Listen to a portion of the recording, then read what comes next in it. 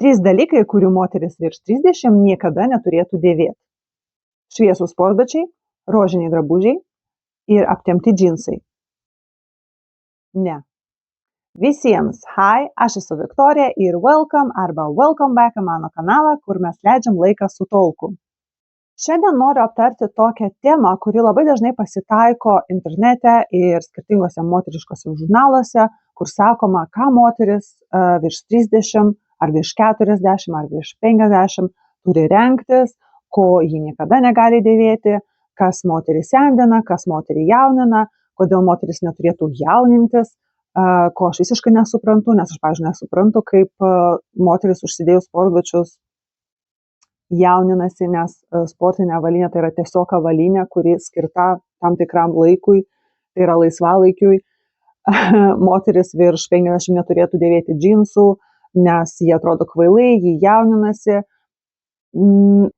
Kartais atrodo, kad gyvenam tokiam šiuolaikiniam pasaulyje, kur jau viskas leidžiama ir nėra jokių tabų ir apribojimų, tačiau vis tiek pasitaiko šitų straipsnių, kad moteris neturėtų rengtis ryškių spalvų, ar moteris neturėtų daryti to, ar moteris neturėtų daryti ano, ar trumpos palaidinės, ar per daug atviros suknelės.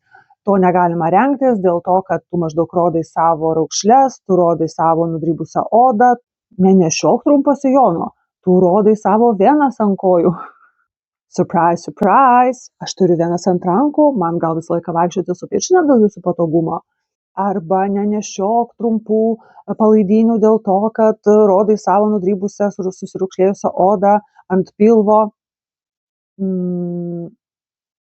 O jei aš turiu raukšlių ant kaktos, man ką, hidžabą nešioti vėlgi, kad nebodarinti jūsų savo raukšlėm, savo pasenusių veidų ar pasenusių kūnų.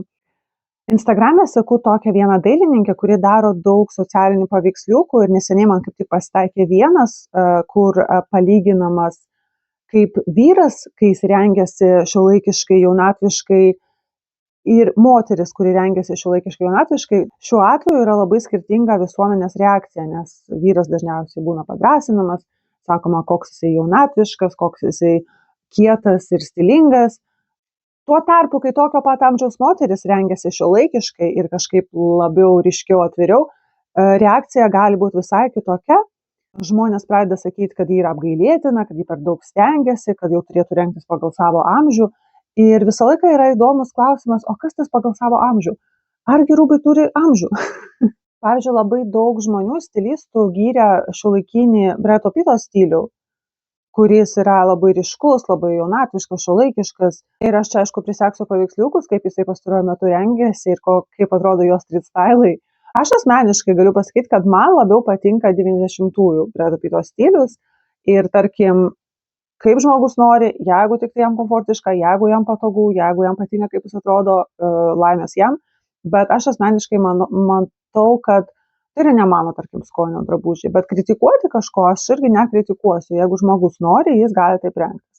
Man truputį jo šiuolaikinis stilius primena Carrie Bradshaw iš Seksas ir miestas, kaip Sarah Jessica Parker rengėsi tokį truputį miesto beprotės vaibą. Kas iš Vilniaus tikrai pažįsta miesto legendą Rožę, tai, tarkim, toks vaibas, tarkim, tai yra ne mano skonio, nėra mano stilius, nėra mano skonio, bet vėlgi, ar aš manau, kad pagal savo amžių ji neturėtų taip rengtis, man atrodo, kad atvirkščiai savo amžiuje, jos stiliuje, jos tas toks bohemiškas New Yorko gyventojos rašytojos outfitai, kaip tik jie atrodo labai organiškai šitam stiliuje. Taigi, 3 dalykai, kurių mano manymu moteris neturėtų dėvėti, nepaisant amžiaus. Ir iš karto spoileris, ne, aš nemanau, kad yra rūbų, kurių moteris neturėtų dėvėti. Aš nemanau, kad yra kažkokių drabužių, kurių moteris turėtų niekada nenešioti arba nenešioti nuo tam tikro amžiaus. Pirmas dalykas tai yra per maži rūbai. Reikia vengti bet kokiu atveju drabužių, kurie tau yra per maži. Aš manau, kad reikia visada vengti drabužių, kurie yra ne tavo dydžio. Ir aš dabar nekalbu apie oversize, apie baggy, oversize, stylish clothes. Aš kalbu apie būtent per mažus rūbus. Kartais džinsai gali būti tiesiog ne tavo dydžio. Jie gali būti tau per maži. Ir nesvarbu, ar tu esi lieknesnė ar apkūnesnė mergina, vis tiek bus Kaip jie vadinasi? Gelbėjimosi ratas. Angliškai tiesiog tai vadinasi love hangers. Tai yra kaip meilės laikikliai. Visą laiką, jeigu džinsai, kelnes ar maikytės, bliuskutės yra per mažos, jos gali įsiveržti į odą ir daryti tokius išslinkimus, kurie estetiškai atrodo negražiai. Ir bet kokiu atveju, ar tu esi lieknesnė ar apkūnesnė mergina, tai vis tiek gadins tavo bendrą įvaizdį. Dar kartais, jeigu džinsai yra per maži, jie gali lipti per aukštai ir padaryti tą vadinamą camel toe, žirafo kupranugario, Jėzau. Camel tai yra kupranugaris angliškai jo. Kupranugario pėdutė, ne? Tai tarkim, džinsai, kurie lenda per aukštai, jie gali tiesiog padaryti tą nereikalingą įvaizdžio gadinantį elementą, kurio geriau vengti. Todėl jeigu tu bet kokios formos, bet kokio amžiaus, bet rengiesi savo dydžio drabužius, visą laiką atrodysi geriau, negu jeigu tie drabužiai tau yra akivaizdžiai per maži. Antras dalykas tai yra drabužiai ne pagal dress kodą. Tu gali rengtis bet ką, bet kokius drabužius, nesvarbu koks tavo amžius, ar tau yra 50, bet tu jauti, kad tu nori užsidėti trumpą palaidinę, tu gali ją rengtis, tiesiog tai turi būti pagal dress kodą. Pavyzdžiui, galima pasakyti, tugi nesidėsi į darbą suplėštų džinsų ir palaidinės trumpos. Taip nesidėsiu, nes pas mane darbe yra dress kodas. Mano darbe nėra uniformos, bet mano kontrakte užrašyta, kad aš turiu rengtis smart. Pas mane parašyti drabužiai, kurių negalima nešioti, aš negaliu darbą nešioti sportbačių, aš negaliu nešioti suplėštų džinsų, aš negaliu nešioti per daug atvirų palaidinių, aš negaliu nešioti ten netgi palaidinių ant sleikučių, nes jos tokios skaitosi labiau paplūdimio drabužės. Jos tikrai neįsipaišo į tą smart vadinamą formatą. Tačiau savo laisvalaikiu, jeigu aš neinu į darbą arba neinu į kažkokias tai viešas vietas, kur man reikės, tai nežinai, bankas, spręsti kažkokius dokumentų klausimus, matyti su solicitorių, advokato ir taip toliau, aš rengsiu tai, kas man yra patogu. Ir aišku, mano spintoje yra ir suplėštų džinsų, ir crop topų, ir visokiausių sportbačių ir taip toliau. Tiesiog tokiu atveju esmė yra ne amžius.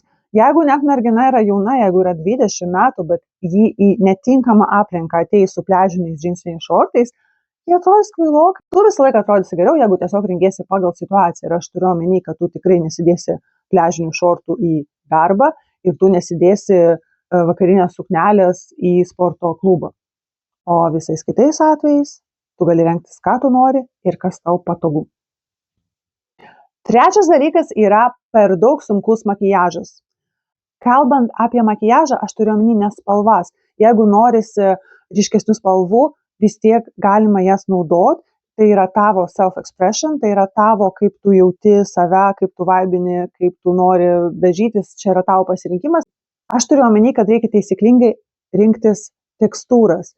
Labai dažnai galima matyti kaip highlighterį arba concealerį, kur po akimis.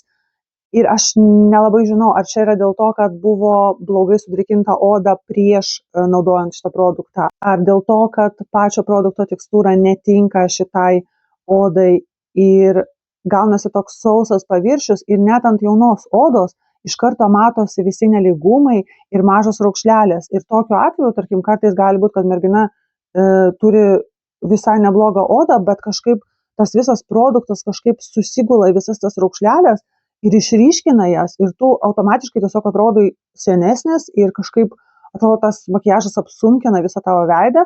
Lygiai taip pat, tarkim, atvirkštinė situacija yra su lūpdažiais. Labai dažnai pas vyresnės moteris galima matyti, kaip lūpdažiai tiesiog nuteka į raukšlėles prie lūpų ir nėra to gražaus kažkokio kontūro ir labai taip kažkaip neestetiškai irgi atrodo.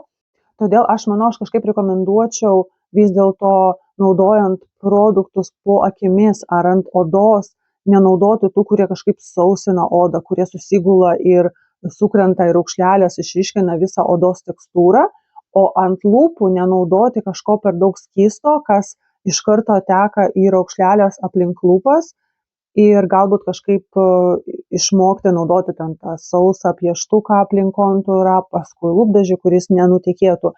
Neteisingai parinkta kosmetika gali taip sugadinti. Dėl to aš manau, kad ypač tu esi jauna, ten viskas atrodo kitaip.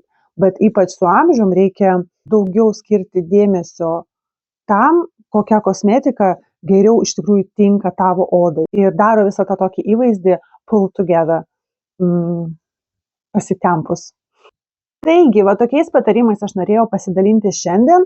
Jeigu jūs turit kažkokių patarimų, taip pat galite dalintis jais komentaruose. O šiaip, mielos moteris, nepaisant savo amžiaus ir formų, jūs galit dėvėti ir nešioti, ką jūs norit.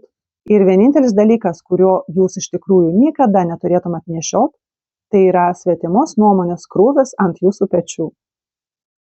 Visus su pavasariu. Taip pat galit pažiūrėti šitos video.